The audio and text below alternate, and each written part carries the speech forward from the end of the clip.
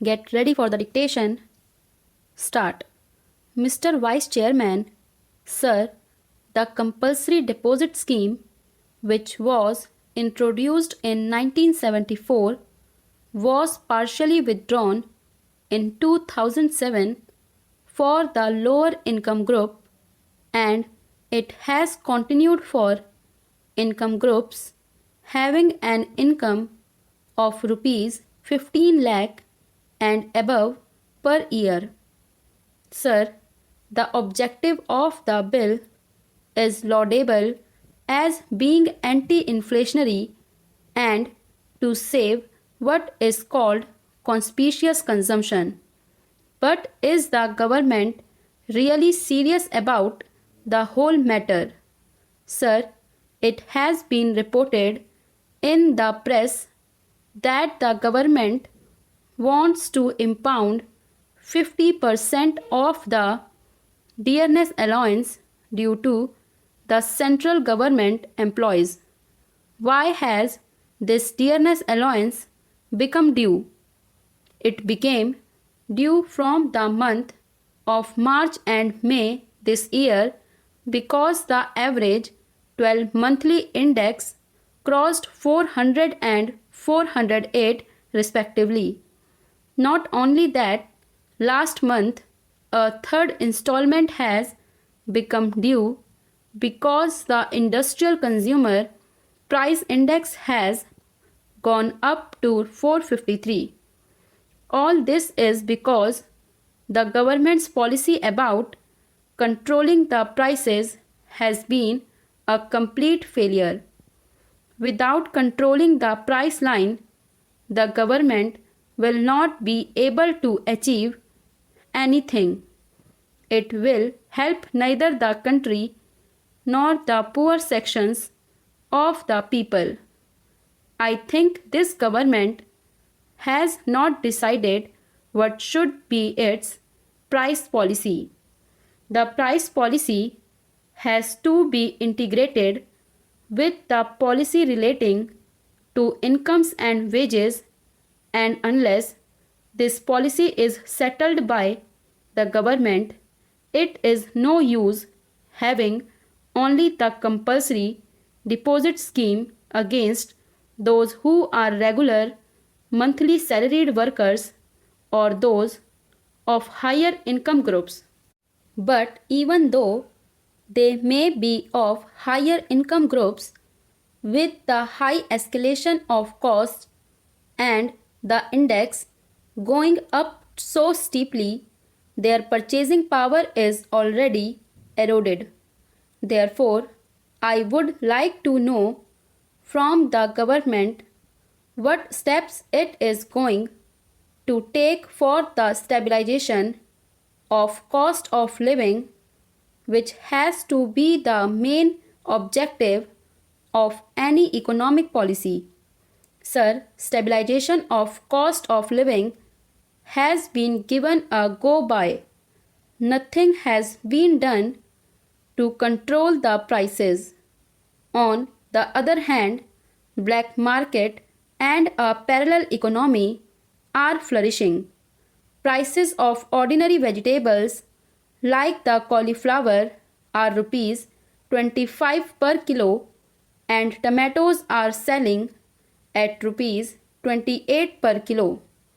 Everything has become so costly. Still, the government wants to attack those people who are only wage earners and whose incomes are fixed.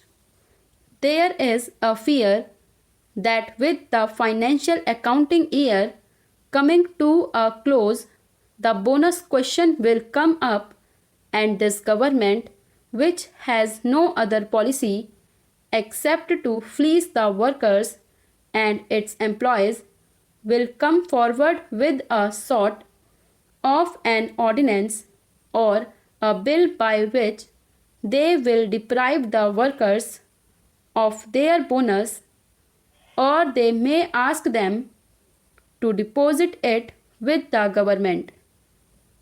As I said earlier, this government must decide about its policy. the government must come out with decision to have a national pay policy for all the government servants, including those of the state governments, and therefore it is very essential that a national pay commission should be appointed to decide the policy so that the working classes and employees can cooperate in the economic development of the country. I find that the government is not taking any steps to prevent black marketing or to run the public distribution system effectively. Hardly 4 lakh public distribution shops have been opened. As against the total population and the working class population, it is a very meager number. Therefore, the worst affected persons due to the rising prices are the poor people, the toiling masses, and the entire working class. Therefore, sir, my submission is that instead of continuing such schemes and having only piecemeal legislations, will the government decide a price policy for stabilization of the cost of living, which is very essential to have more economic development and prosperity. If they really want the employees to be partners in industry, the government must accept in principle that the fruits of prosperity must be shared by the working classes, and therefore the time has come when participation of labor in management has got great importance. Otherwise, we are caught in such a vicious circle that no progress can be made. What is happening now is the rich are becoming richer and all the black marketers are having a field day. We have heard of the prices of land in Bombay and other things, and how everything is being exploited by the big businessmen, smugglers, and others who are having a field day in the country. Therefore, I am opposed to this type of ordinances. Sir, the government has adopted a novel method for solving the economic problems of our country. When the budget was presented, they did not spell out the terms. In fact, a bill with the necessary fiscal measures should have been thought of when the budget was presented, but in the budget session, nothing was done.